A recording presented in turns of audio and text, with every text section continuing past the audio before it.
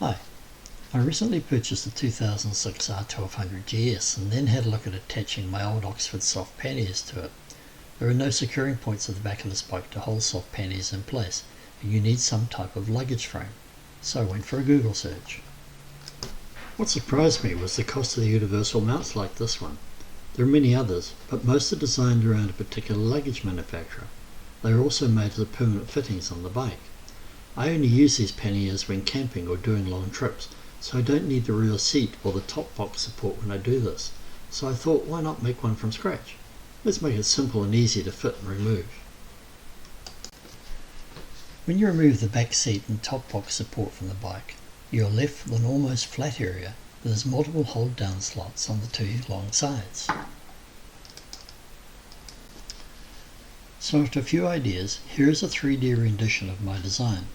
A simple folded plate design that can be easily fitted and removed. A flat area to secure on the back, and fold down vertical sides that have lots of attachment points. A standard CAD DFX drawing was made and sent to a fabricator.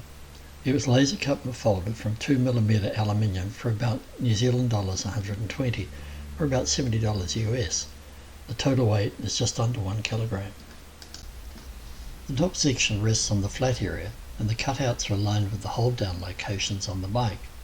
There is a matching set of slots on the vertical sections so you can loop through the hold down locations on the bike as shown.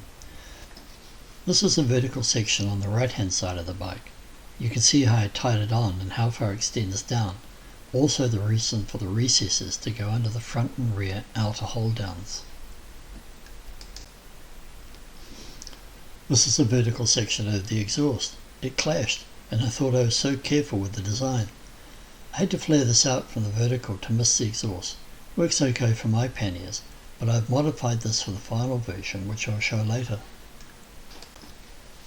A single 2 meter long pack tie secures the whole thing to the bike. The Oxford pannier is in place. You can see that my design left the very top and bottom outer hold downs of the bike clear, so that I could use these to secure my pack or waterproof roll on top of this plate. The design works because the weight of the panniers is held by the cross straps and the tightened top straps on the panniers. The vertical sections only stop the panniers moving about. The empty right hand side pannier in place, secured at the back to the vertical section. As I said before, the left hand side of my initial design interfered with the exhaust. This is a 3D rendering of the modifications which I have yet to get built. The left hand side of the flat has been extended by 100mm so that the left hand side vertical section clears the exhaust. The right hand side and left hand side vertical sections are the same design. There is a double line of securing points on the top left hand side to assist with attaching to the bike. There's a fringe benefit to this design. You can take it off the bike and at a campsite and use it as a low table, or leave it on the bike and use it as a high table. So what about one for your bike? It may not be the same as mine at the back, and you may need to alter the design. All you need is a clear acrylic or something similar, and a friend who can draw a CAD drawing. Put the clear acrylic over the top flat area and mark out the hold down locations and positions of the fold lines.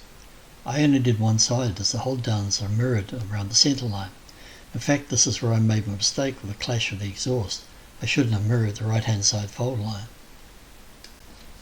The markups are measured and drawn up like you see here. The vertical height, the shape and the number of cutouts can be whatever you want it to be, as long as it doesn't interfere with the bike's suspension travel or general operation. The recesses on the vertical sections are to stop interference with the outer hold downs. For this design, the vertical sections are only as high as my Oxford panniers, about 245mm, but they certainly could be greater.